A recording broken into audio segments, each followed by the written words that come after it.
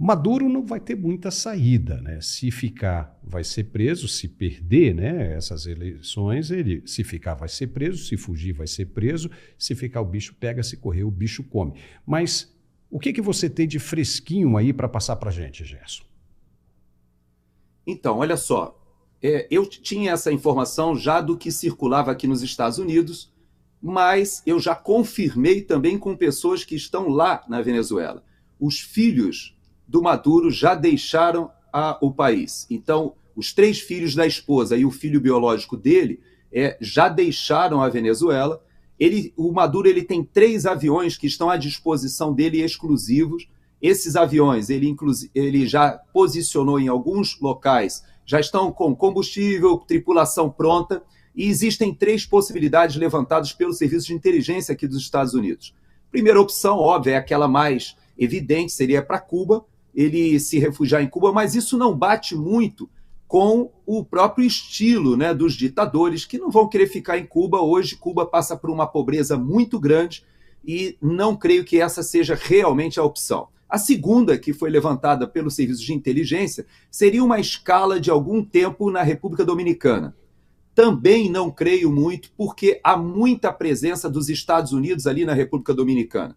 Então, qual é a opção vencedora que todos estão apostando? É que Maduro já deslocou, inclusive, grande parte de recursos para lá. Há quem fale em 3 bilhões de dólares que já foram mandados antecipadamente para a Turquia. Veja que a Venezuela é um dos poucos países da América do Sul, se não o único, que tem voo direto para Ankara. E, na verdade, já há alguns meses o Serviço de Inteligência já havia monitorado e rastreado a um envio de ouro da Venezuela para a Turquia, e os próprios líderes dessa revolução bolivariana, vários deles já transferiram recursos para a Turquia. Por que a Turquia? Porque a Turquia não tem acordo de extradição com os Estados Unidos. Então, embora a Turquia seja um país europeu, esteja na OTAN, ela não integra a União Europeia, mas ela tem litígios ali de interesses, particularmente com Israel, que nós vamos abordar semana que vem, mas a Turquia ela é hostil à ideia de ter um tratado de extradição com os Estados Unidos. Então, é um local que o Maduro já preparou, ele fica na Europa, fica próximo até da Rússia, com quem ele tem bastante ligação também, e seria um local confortável. Por que eu falei da segunda-feira? Porque existem algumas possibilidades.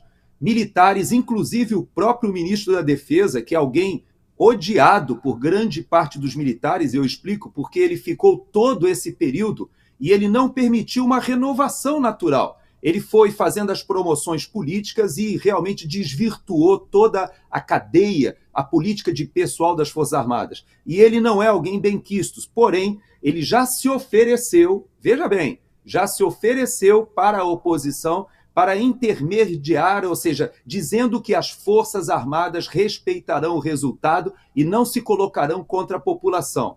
Não sabemos. Diosdado Cabello é outro que diz que morre, mas não sai da Venezuela. Não sabemos também. Agora, aquela cúpula mais ligada à cúpula política, esses já se arrumaram, Paulo. E cada um deles já tem a sua rota de fuga pronta. Por isso que eu digo que a segunda-feira vai ser muito importante. Se Maduro de fato declarar sua vitória, o mundo não reconhecerá, a própria oposição não reconhecerá, e o tal banho de sangue que ele ameaçou, as Forças Armadas não darão respaldo para ele.